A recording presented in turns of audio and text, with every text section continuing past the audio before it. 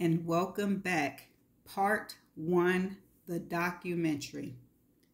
Chapter 1.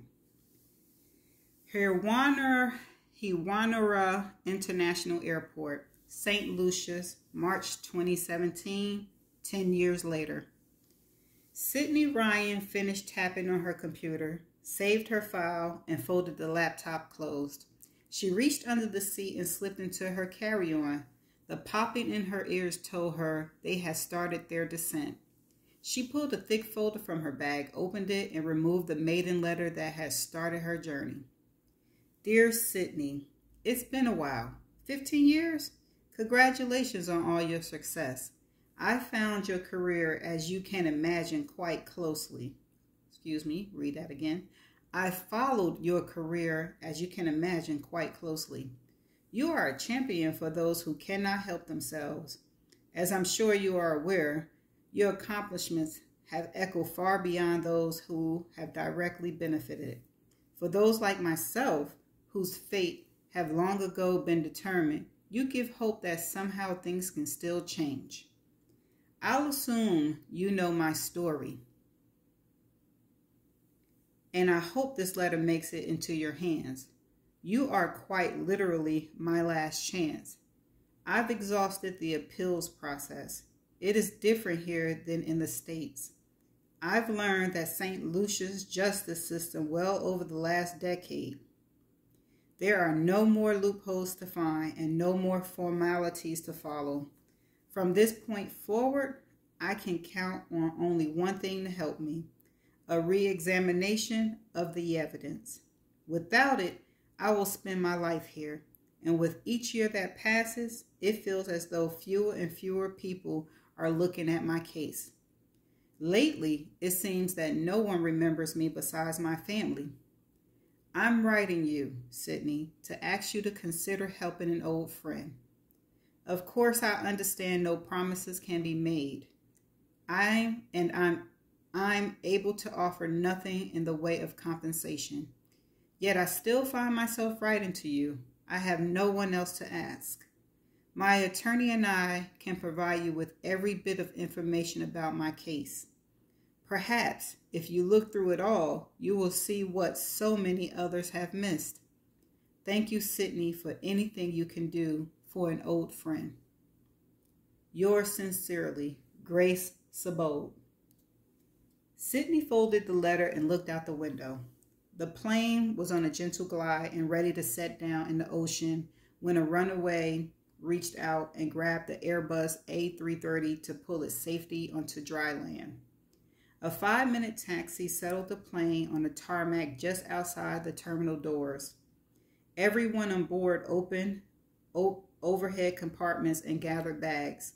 Sydney walked through the plane's exit door and stepped onto the landing of the staircase, where the humid Caribbean air quickly worked her skin to a glistening shine. She took the stairs to the tarmacs and felt the heat of the pavement rise in invisible flames around her. The camera crew sorted their equipment as she headed into the terminal. Through customs 30 minutes later, she bounced in the back seat of a taxi van as the driver navigated the rolling mountains of St. Lucia's and the twisting roads that cut through their slopes. Hills lush with rainforests filled the windows of the taxi for most of the 60-minute ride. Eventually, the driver shifted to a lower gear and the van strained to climb a steep bank. As they crested the precipice, let me highlight that word because I don't know if I'm saying it right. Give me a minute. Precipice on the outskirts of Jalusa Plantation, the ocean came into view across the valley. In the middle of the afternoon, the water carried an emerald brilliance, and from such an elevated vantage point, looked almost cartoonish as it smoldered bright cobalt in the area near the shore, melting to a deeper navy farther out to sea. The driver began to descend into the valley towards Sugar Beach Resort. Contrasting the journey to this point, which had been defined by a series of steep inclines barely conquered by the taxi van's straining engine, the ride down into the valley came with a constant squeak of brakes and slow turns around hairpins. The deeper they ventured into the basin, the higher the twin volcanic plugs of Gros Piton and Petit Piton rose on either side of them. The prehistoric nature of the precipitous mountains gave Sydney the sense of heading into Jurassic Park. Finally, the van made the last turn, and the tall iron gates parted as they approached the entrance to the resort. The humidity again mugged her when the door slid open and Sydney climbed from the van.